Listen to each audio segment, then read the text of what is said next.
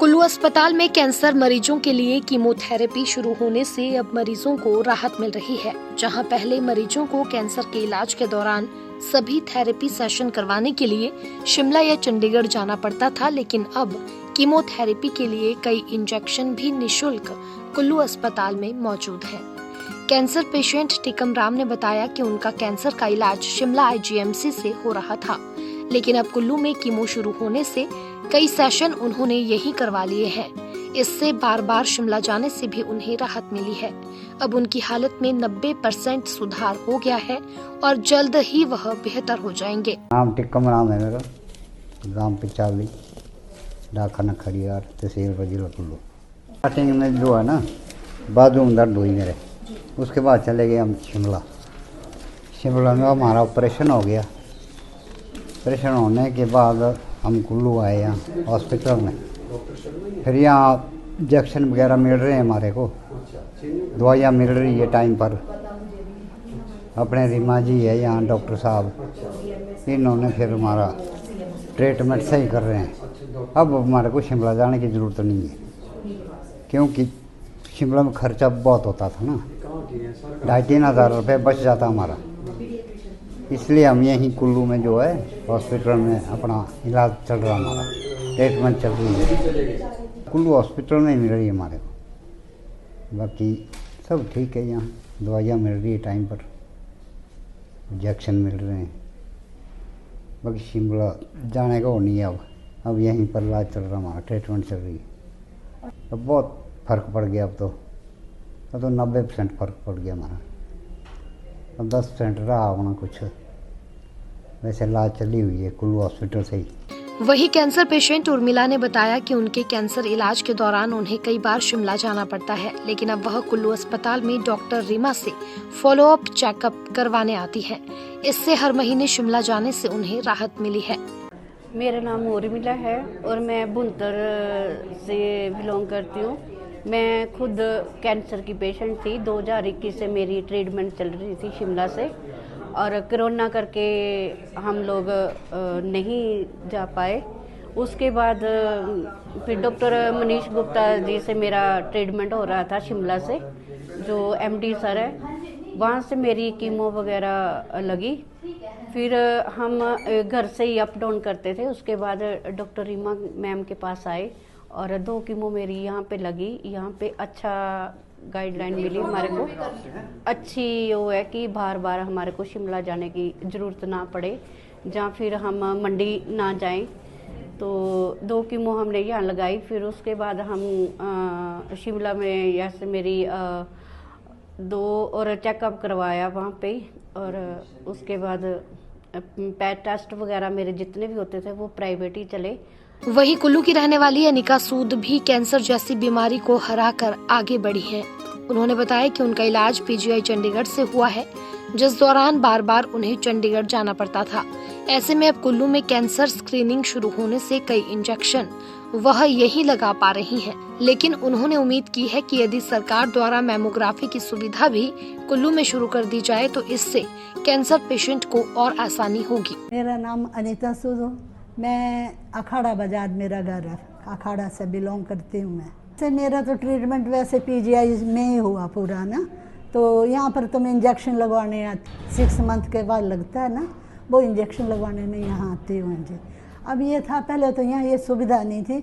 अब यहाँ पर कीमो की सुविधा भी शुरू हो गई है, इंजेक्शन वगैरह भी हो गया है। पर मैं तो ये चाहती हूँ मेमोग्राफी यही मशीन आ जाए तो हमें चंडीगढ़ जाने की जरूरत न पड़े। वहीं कुल्लू के रहने वाले विजय कुमार ने बताया कि उनकी पत्नी को कैंसर का पता चला था, लेकिन कुल्लू में डॉक्टर रीमा से चेकअप के दौरान ही उन्हें सही समय पर इलाज करवाने की सलाह दी गई।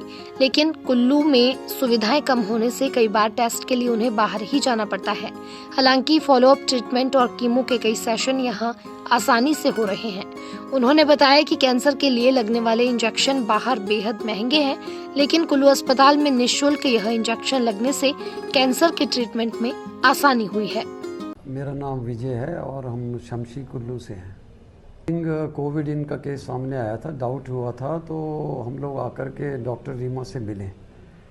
वो हमारी इनसे पहली मुलाकात थी और ये इमरजेंसी में बैठी हुई थी, तो इन्होंने एंटरटेन किया और पेशेंट को बड़ा पॉजिटिवली गाइड किया और चेकअप करने के बाद में उनको आइडिया हो गया, लेकिन उन्होंने हिंट दिया इनडायरेक्टली, लेकिन ये कहा कि जो भी है अब आप हॉस्पिटल में आ गए हैं तो आप फुल्ली क्योर हो जाएंगे।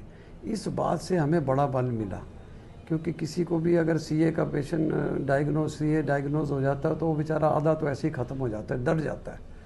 तो डॉक्टर की एश्योरेंस ने बड़ा भारी वो पॉजिटिविटी बढ़ाई पेशेंट की भी, फैमिली की भी। और इन्होंने जो बेसिक टेस्ट थे वो लिखे, यहाँ पर फैसिलिटी थी नहीं तो उसके लिए जाना पड़ा मंडी, कभी देहरादून, स्कैन नहीं हो सकता था। और उसके बाद में इनको आके सारी रिपोर्टें दिखाई तो इन्होंने ट्रीटमेंट वगैरह शुरू किया।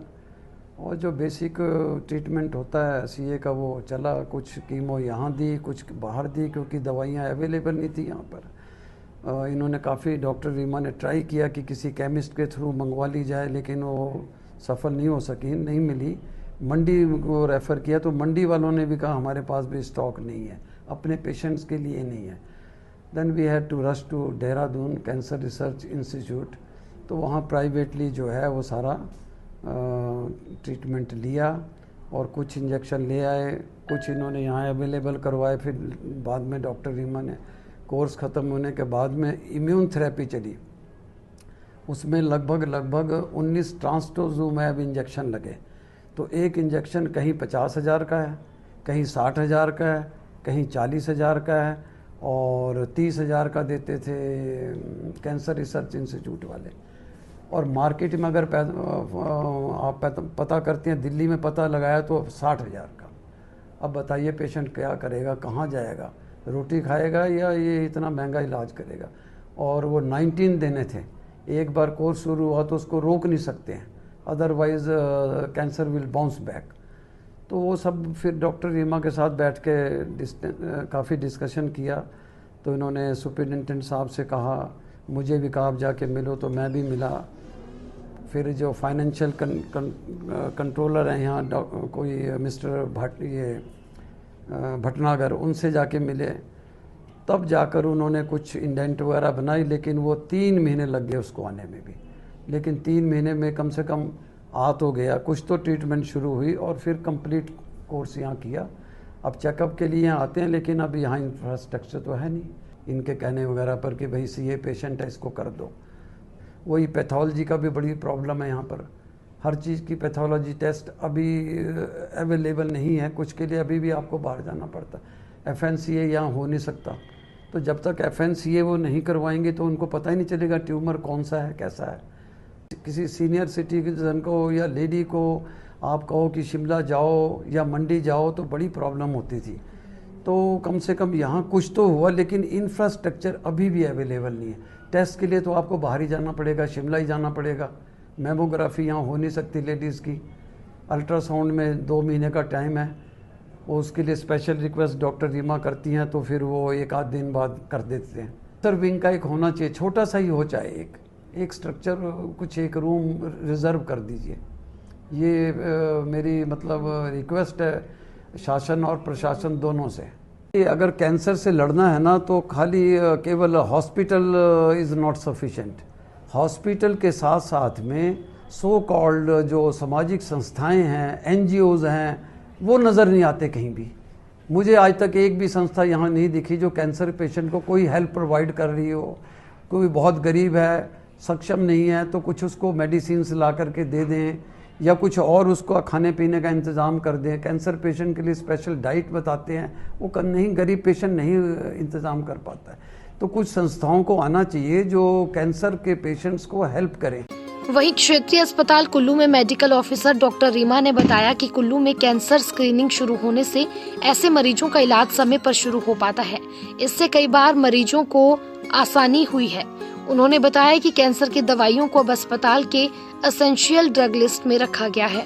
क्या कुछ कहना है डॉक्टर रीमा का, आप भी सुनिए। मेरा नाम डॉक्टर रीमा है और मैं as a medical officer neuro clinic में बैठती हूँ। मेरा ओपीडी नंबर 108 है और यहाँ पे हम कैंसर स्क्रीनिंग और फिर जो हमें लगता है कि जिनकी स्क्रीनिंग पॉजिटिव है या जिनको लग रहा है कि किसी तरह का कोई कैंसर हो सकता है, उनको आगे फर्दर मेडिकल कॉलेज भेजते हैं फॉर फर्दर इन्वेस्टिगेशंस। और वहाँ पे जब उनकी कीमो की प्रोटोकॉल बन जाती है, ट्रीटमेंट रेजिमेंट बन जाती है, तो हम यहाँ पे कीमोथेरेपी की सुविधा उपलब्ध करवाते हैं। हमारे पास एट प्रेजेंट 10 to 15 कीमोथेरेपी के पेशेंट्स आ रहे हैं और कुल्लू में ज़्यादा मल्टीपल माइलोमा, जो कि एक तरह का ब्लड सेल्स का कैंसर है, और सीए ओवरी और सीए ब्रेस्ट, ये 3 चीज़ें हैं जो अभी ज़्यादा कैंसर हम देख रहे हैं पेशेंट्स में। स्क्रीनिंग इसीलिए हम यहाँ बैठे हैं कि लोगों को एक तो अवेयर करना है, किसी भी तरह का उनको एबनॉर्मल ग्रोथ अपनी बॉडी में लगती है, किसी तरह का कोई लंप है, कोई गांठ है, तो उनको डेफिनेटली हॉस्पिटल जितना जल्दी हो सके वो दिखानी चाहिए और उसका टेस्ट करवाना चाहिए कि वो किस तरह का लंप है।